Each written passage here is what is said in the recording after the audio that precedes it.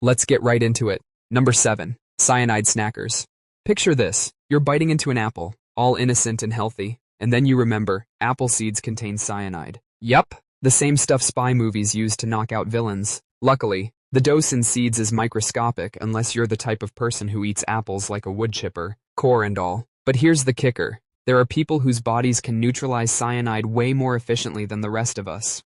Their secret weapon? An enzyme called rhodinase, which basically plays detox janitor. When cyanide waltzes into your system, rhodinase grabs it, slaps a sulfur molecule on it, and boom, deadly poison turned into thiocyanate, which your body casually pees out later like it never happened. Some folks have hyperactive versions of this enzyme. They're basically talking anti-poison filters, and then there's the rest of us, who would probably be keeled over if we tried to snack like them. For most people, immune to poison food doesn't mean invincibility, it just means better janitorial staff at the cellular level. So while you're clutching your stomach from one accidental bitter almond, they're happily chomping down like it's trail mix.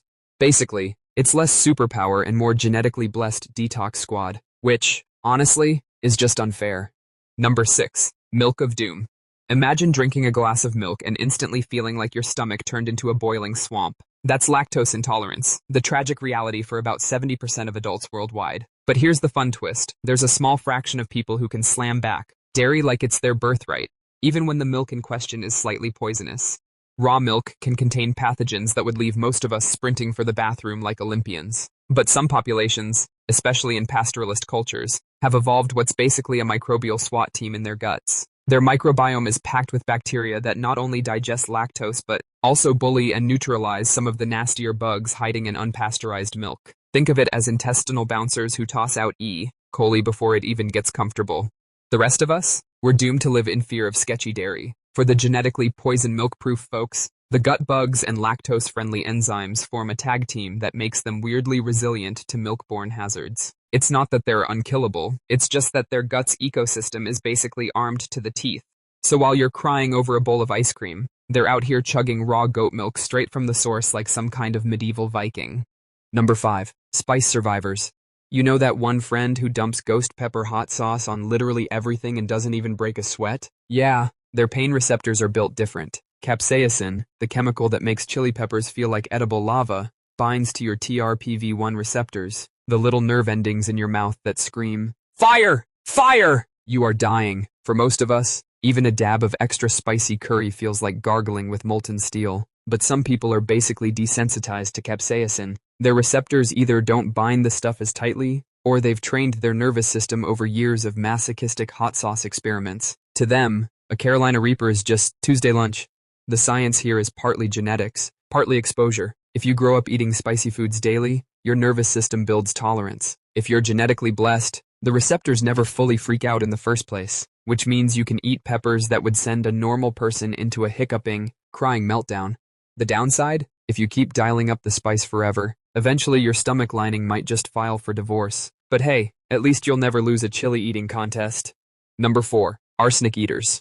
Arsenic isn't just a classic murder mystery poison, it's also hiding in trace amounts in rice, groundwater, and even wine. Normally, too much arsenic wrecks your cells and gives your DNA the middle finger, but there are actual human populations who have evolved the ability to process it like champs.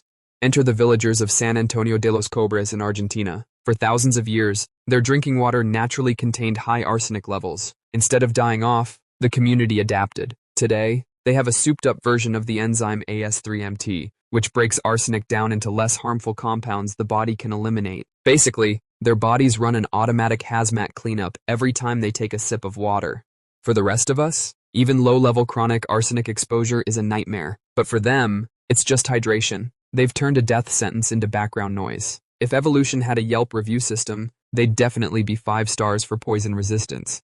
So yes, some humans can casually drink what would be considered toxic sludge anywhere else, which makes you wonder what's in their wine. Number 3. The ultimate outliers.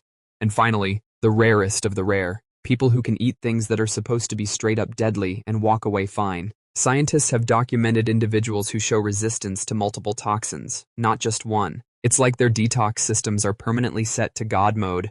How? Likely a mix of genetic mutations, beefed up liver enzymes, weirdly efficient kidneys, and microbiomes that act like personal bodyguards. Some researchers even think gut bacteria play a bigger role than we realize. Imagine carrying around tiny chemists inside you, breaking down poisons before they ever hit your bloodstream. To us mere mortals, these people sound like urban legends. Oh yeah, my uncle once ate a bad mushroom stew and was totally fine. But they exist. They're living proof that human biology is basically a giant, chaotic experiment with a million different versions running at once.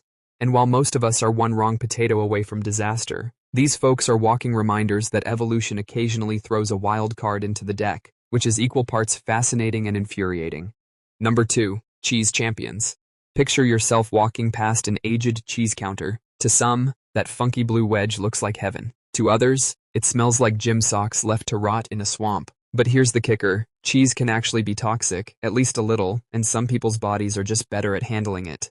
The main culprit is tyramine, a naturally occurring compound in aged cheeses, cured meats, and fermented goodies. Tyramine can raise blood pressure by messing with how your body handles adrenaline. For most people, it's no big deal. But if you're on certain medications, like MAOIs for depression, or your genetics make you sensitive, tyramine can cause something called a cheese reaction. That's basically a blood pressure spike so intense it could land you in the ER. Meanwhile, other people seem completely unfazed, munching their way through a charcuterie board like it's a minor side quest. Why? Their bodies have more efficient enzymes, particularly monoamine oxidase, which breaks down tyramine before it wreaks havoc. It's like having a personal cleanup crew that sweeps away the danger while you enjoy your Gouda. So yes, for some people cheese is pure delight, while for others it's basically a biochemical prank waiting to happen. Next time you see someone demolish a wheel of brie without flinching, remember, their digestive system is either genetically blessed or secretly playing Russian roulette with dairy. Number 1. The poison paradox. Imagine biting into a plant that could kill you, and your body just goes, I've had worse. That's basically what happens to certain people who seem immune to foods that should, by all logical definitions, send them straight into an episode of Unsolved Mysteries. Here's the wild part. Your body already has a built-in chemical defense system for dealing with toxins. It's called the liver. This wrinkly, angry-looking organ is basically your personal nightclub bouncer. Every substance that dares to enter your bloodstream has to go through its velvet rope, and if it looks suspicious, the liver breaks out its detox enzymes and kicks it to the curb. But not everyone's liver is equally strict. Some people are born with turbocharged versions of certain enzymes like CYP450 that chew through toxins like they're popcorn shrimp at an all-you-can-eat buffet. That means while most of us would keel over after munching on something mildly poisonous, these human outliers shrug it off like a bad cough. In fact, entire populations have evolved this way. Take cassava, a root vegetable that's a staple in parts of Africa and South America. Raw cassava contains cyanide, as in the same stuff spies put in their teeth capsules. Over generations, people who ate cassava developed genetic variations that help neutralize the poison. Meanwhile, if you, the average couch potato, tried to snack on raw cassava, you'd be meeting your ancestors in about 20 minutes. Basically, whether poison knocks you out or barely makes a dent comes down to how your enzymes roll the dice. And for some lucky folks, their dice are loaded in their favor. Meanwhile, the rest of us are still Googling, is one apple seed fatal? Or just embarrassing? That's all for today. I'll be making similar videos in the future. Subscribe to see them.